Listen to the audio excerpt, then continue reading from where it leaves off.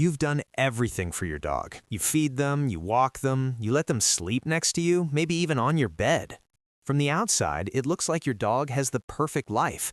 But what if I told you there's something your dog has been needing from you this entire time, and you've never truly given it to them? Not because you don't care, but because no one ever explained what it actually is. And the longer it goes missing, the more that invisible distance between you and your dog quietly grows. Most owners will never realize this, and their dogs spend years loving them in a way that's never fully returned the right way. So stay with me, because what you're about to learn will completely change how you connect with your dog. And I want you to pay attention, because each point builds on the last, and by the end, you'll understand something most dog owners never do. Now let's start with something simple. Think about the last time you petted your dog. Where did your hand go? Probably right to the top of their head, maybe a quick rub down the back, a scratch behind the ears, and then you moved on. It feels like affection, it looks like affection, but here's the truth most people never hear. For many dogs, that kind of touch is something they tolerate, not something they truly enjoy. And there's a huge difference between a dog that allows you to touch them and a dog that melts into your hand. Dogs have specific areas on their body where touch actually creates a deep sense of calm and connection, like the sides of the neck, the chest, and the base of the tail. These areas are linked to sensitive nerve clusters that, when touched slowly and gently, trigger a relaxation response in your dog's body. Their breathing slows, their muscles soften, and their entire nervous system shifts into a state of safety. That's when the real bond starts forming. So tonight, instead of reaching for the top of your dog's head, try this. Sit next to them, start at the side of the neck, use slow, gentle pressure, and just watch what happens. You'll see it in their eyes first, then their body. That soft, relaxed expression, that's not just comfort, that's connection. And if this already surprises you, what comes next might completely change how you walk your dog forever. Now let me ask you something, and be honest with yourself. When was the last time your dog got to stop and truly smell something for as long as they wanted? Not just a quick pause before you pulled the leash, but a real moment where they could stand still, nose down, completely absorbed in the world around them. If you can't remember, then you might be making one of the most common mistakes almost every dog owner makes without even realizing it. Most people think a walk is about exercise, about burning energy, getting the dog tired and heading back home. But for your dog, a walk isn't primarily physical, it's mental. Your dog experiences the world through their nose in a way you can't even imagine. While you see a street, your dog reads it like a story, picking up information about other animals, where they've been, how they felt, whether they were calm, stressed, healthy, or afraid. Every scent is a layer of meaning, and when your dog stops to sniff, they're not being slow or stubborn, they're actually engaging with the world in the most natural way possible. And when you constantly rush them, when you pull them away from every interesting smell, you're cutting off their main way of understanding their environment. Over time, that creates frustration, not because they're disobedient, but because they're unfulfilled. So here's something simple you can try. On your next walk, just once or twice a week, let your dog lead. No strict route, no rushing, no constant pulling. Let them stop, let them explore, let them take in as much as they want. You might feel like you're wasting time at first, but watch what happens when you get home. Your dog won't just be tired, they'll be calm in a completely different way. Not restless, not overstimulated, but settled. Because for the first time, they didn't just move their body, they used their mind. And once you start seeing the difference between those two things, you'll never walk your dog the same way again. And what most people don't realize is that even when your dog hears you, they might still be completely disconnected from you. And the reason why is something almost no one ever thinks about. Have you ever called your dog's name and watched them completely ignore you, even though you know they heard you? Most people assume it's stubbornness or maybe a training issue, but the truth is much simpler and a lot more surprising. Your dog isn't just listening to what you say, they're feeling how you say it. And if those two things don't match, your dog disconnects almost instantly. When you speak to your dog, their brain is processing two separate signals at the same time, the words and the tone behind those words. And here's the part most owners get wrong. The words mean almost nothing if the tone doesn't carry real emotion.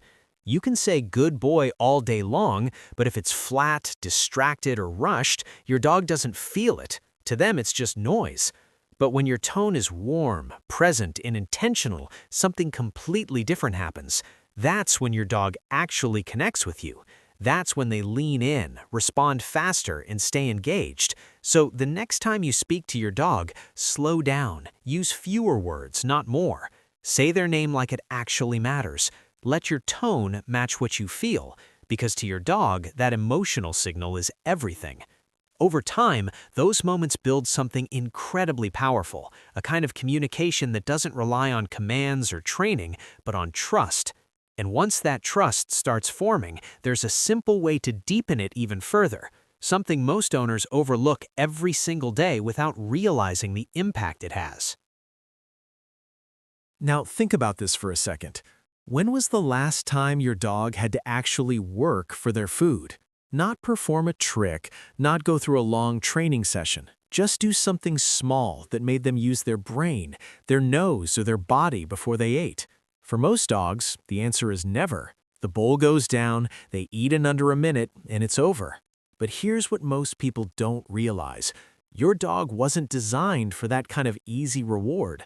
For thousands of years, dogs survived by searching, tracking, solving problems, and working alongside humans to earn what they needed. That instinct hasn't disappeared, it's still there, just with nowhere to go. And when that part of your dog isn't used, it doesn't just disappear quietly. It turns into restlessness, boredom, and behaviors you probably don't like. So instead of just feeding your dog the usual way, try changing the experience. Scatter their food in the grass and let them search for it. Hide small portions around the house and let them sniff it out. Even something as simple as wrapping food in a towel and letting them figure it out can completely change how they feel after eating. Because now it's not just a meal, it's an experience. And more importantly, you become part of that experience. Your dog doesn't just see you as the one who gives food, but the one who creates something meaningful for them to do. That shift is subtle but powerful, and when you combine that with everything we've talked about so far, the connection between you and your dog starts to change in a way you can actually feel. But there's one final piece, and this is the one almost no one ever does intentionally, even though it might be the most important of all. Now here's something that sounds almost too simple to matter, but it might tell you more about your relationship with your dog than anything else in this video.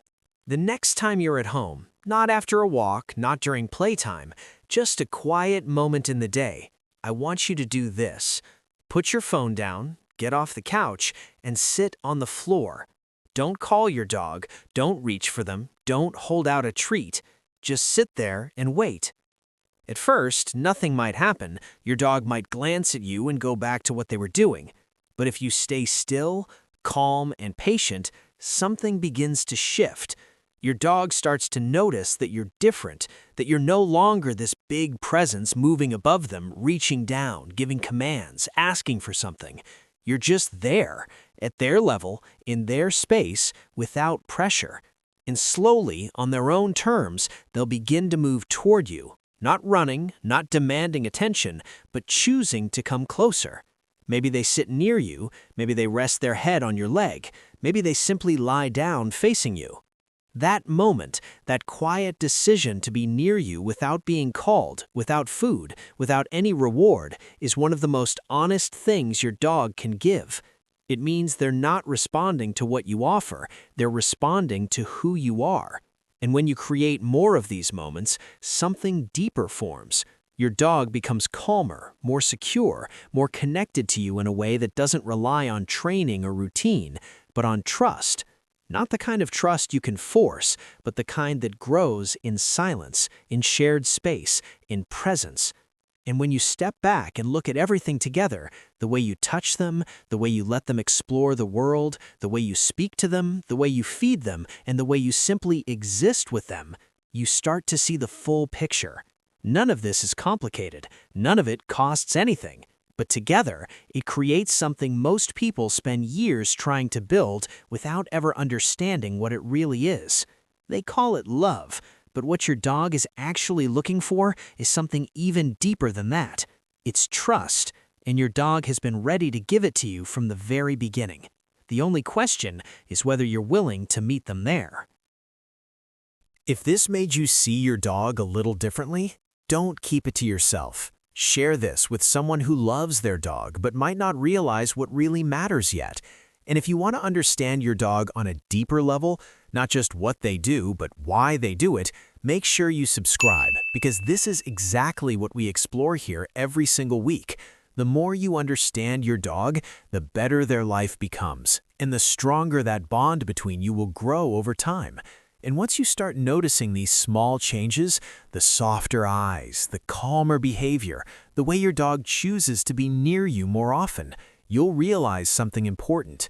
You didn't just train your dog better, you finally started speaking their language.